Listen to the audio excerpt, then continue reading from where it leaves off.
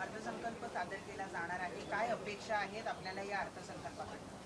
नाही, अपेक्षा तर खूप आहेत, परंतु संपूर्ण गेल्या 2014 पासून राज्याची होत असलेली वाताहत आणि विशेष करून मागच्या 2 वर्षामध्ये महसुलात झालेली महसुली तूट ही बघता राज्य भिकारी होण्याच्या वाटेवर आहे. जवळपास राज्यातील 238 योजना ज्या सामाजिक सेवेशी निगडीत होत्या त्या पूर्णतः बंद झालेल्या आहेत. आणि हे सगळं बघता महसुली तूट आता आर्थिक पाहणी अहवालामध्ये 45,000 कोटीवर दाखवलेली आहे. ती पुन्हा वाढणार आहे. जर या वर्षामध्ये या वर्षाचा बजेट पेश होण्यापूर्वी सादर होण्यापूर्वी राज्याला 1,60,000 कोटी रुपयाची बचत करून घ्यावं लागेल. कारण ती बचत करताना अनेक विभागांना या वर्षीच्या बजेटमध्ये झालेला खर्च पाहता तो इन एव्हरेज साधारणतः 30% वर गेलाच नाही. बजेटच्या प्रोव्हिजन आणि प्रत्यक्ष झालेला एक्सपेंडिचर हे 30% वर नाही.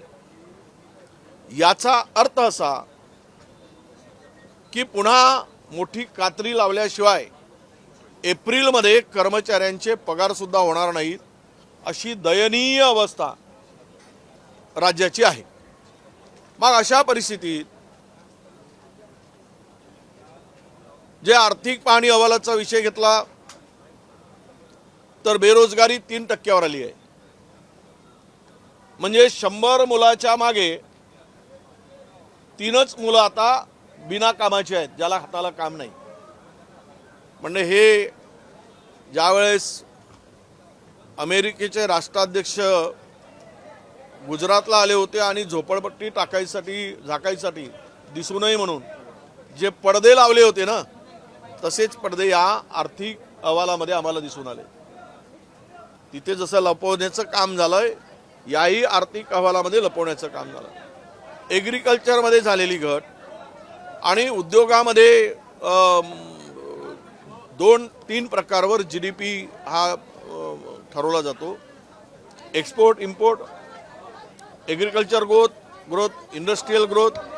पण हे सगळं पाहताना आज मात्र राज्यामध्ये देण्यासारखं काही नाही. शेतकऱ्यावर अपेक्षांचं ओझं आहे. कर्जमुक्त शेतकरी करायचं वचन सरकारने दिलं होतं. आम्हाला या बजेटमध्ये ते दिसतं काय ते आम्ही बघणार आहोत आणि सरकारने ते केलं पाहिजे. या राज्यातील बेरोजगारी आर्थिक पाहणी अहवालामध्ये जरी 3% दाखवते, ही लपवाछपवी आहे. ही शुद्ध बनवाबनवी आहे. राज्यातील बेरोजगारांचं प्रमाण खूप मोठं आहे आणि त्यासाठी मोठ्या प्रमाणामध्ये उद्योग वाढीसाठी इन्सेंटिव्ह देण्याची आवश्यकता आहे.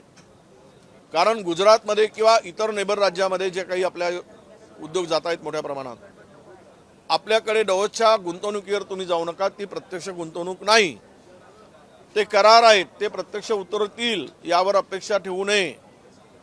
कारण आमच्याकडे अजूनही वन विंडो सिस्टम आली नाही उद्योगात, की जिथे एकाच छताखाली सर्व उद्योगांना परमिशन मिळतील आणि वेत मुदतीत मिळतील, अशी कुठेही व्यवस्था नाही.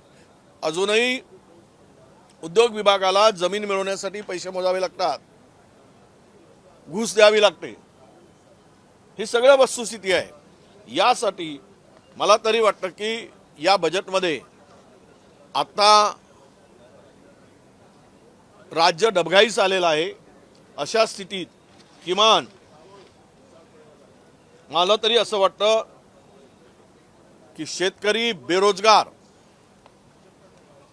यावर अधिक भर देण्याची आवश्यकता आहे आणि ते या बजेटमध्ये आम्हाला दिसेल असं मला या ठिकाणी नमूद करायचं आहे। विशेष करून आपण हे जे काही इन्फ्रास्ट्रक्चरवर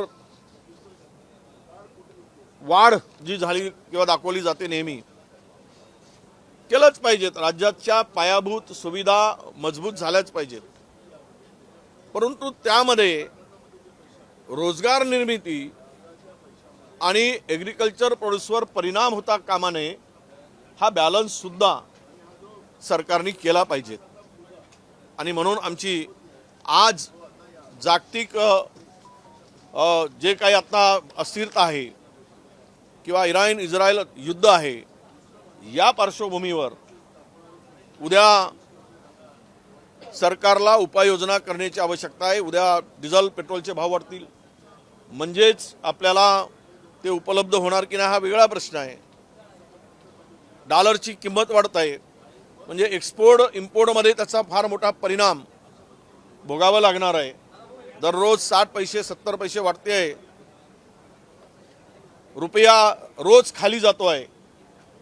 आता सरकारची पत खाली जात आहे की नाही हे मी म्हणणार नाही, परंतु ॲग्रिकल्चरवर याचा उद्योग ॲग्रिकल्चर म्हणजे शेती उत्पन्नावर याचा फार मोठा परिणाम होणार आहे आणि त्यातून कसा मार्ग काढायचा आणि शेतकऱ्याला वाचवायचं यामध्ये या बजेटमध्ये ते दिसलं पाहिजेत अशी आमची अपेक्षा आहे।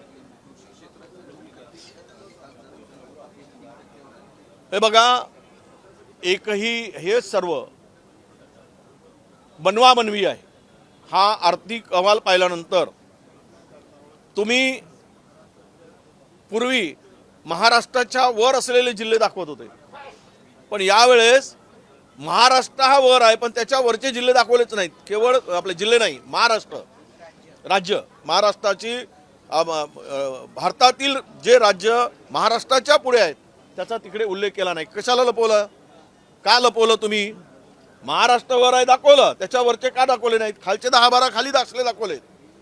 आणि तुम्ही शहरी आणि ग्रामीण भागामध्ये जी काही एक दरी निर्माण होते आहे, तुम्ही मोजक्या 4-5 जिल्ह्यांचा उत्पन्न दरडोई 3 लाखाच्या वर आहे, पण निम्म्यापेक्षा अधिक जिल्ह्यांचं उत्पन्न 2 लाखाच्या आत आहे। हे वाढवण्यासाठी काय उपाययोजना आहेत हे पण काही त्या ठिकाणी दिसलेले नाहीत। बजेट पेश झाल्यानंतर पुन्हा आम्ही आपली सांगू, पण मला वाटतं राज्य डबघाईस आलेल्या राज्याकडून पुन्हा अधिक डबघाईकडे राज्य जाईल अशा प्रकारची व्यवस्था असू नये, या सगळ्या घटकांना न्याय देणारी अपेक्षा आमची आहे। मराठा उपसमितीची काल बैठक झाली। 12 लाख कुणबी प्रमाणपत्र हे देण्यात आलं असं उपसमितीकडनं सांगण्यात आलेलं आहे, पण मराठवाड्यात 351च मिळाले हैदराबाद गाईडनुसार असं जिल्हाधिकाऱ्यांचं म्हणणं आहे। हे सगळे बनवाबनवी आहे, त्यावर मी माहिती घेतोय आणि मला वाटतं की संपूर्ण जेवढे SC ST आणि मायनॉरिटी सोडून सर्वांनाच 2-3 जाती सोडून OBC करून टाका, म्हणजे आरक्षण संपवण्याचा मार्ग मोकळा होईल आणि OBCला या सगळ्या प्रक्रियेतून त्याचा गळा घोटून बाहेर काढता येईल।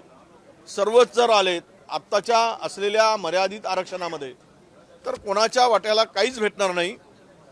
तू भी भूका मैं भी भूका अशी परिस्थिती येईल आणि सगळे भुके येऊन एकत्र येऊन उद्या सगळ्यांना जीव देण्याची पाळी येईल। काल त्या PSR कंपनीच्या DK सिंगला बोलवण्यात आलेलं होतं, त्याला काल खूप VIP ट्रीटमेंट देण्यात आली। इतकंच काय तर त्याची मीडियापासून वाचण्यासाठी म्हणून त्याला सरकारी गाडीमधून नेण्यात आलं अशी सुद्धा माहिती मिळते। असं आहे, PSR कंपनीमध्ये असलेल्या अनेक विमानं ही मोठमोठ्या राजकीय लोकांचे शेअर असलेले आहेत, उद्योगपतींचे आहेत। त्यांच्याकडे फार तर 2-4 विमानं असतील स्वतःच्या मालकीचे, इतरचे विमानं तो चालवतो आहे, त्यामुळे त्याच्यावर प्रचंड मोठा वरदस्त आहे।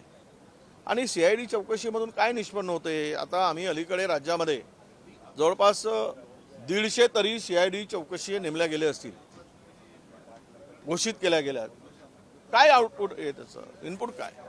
हे सगळं काही वेळ मारून नेण्यासाठी केलेलं काम आहे आणि त्याला जर VIP ट्रीटमेंट मिळत असेल, सरकारी गाडीतून नेत असतील त्याच्या मालकाला, तर मला वाटतं या सगळ्या चौकशीचा केवळ फार्सच आहे, तो दिखावा आहे, त्यातून सत्य बाहेर येण्याची अपेक्षा कमी आहे.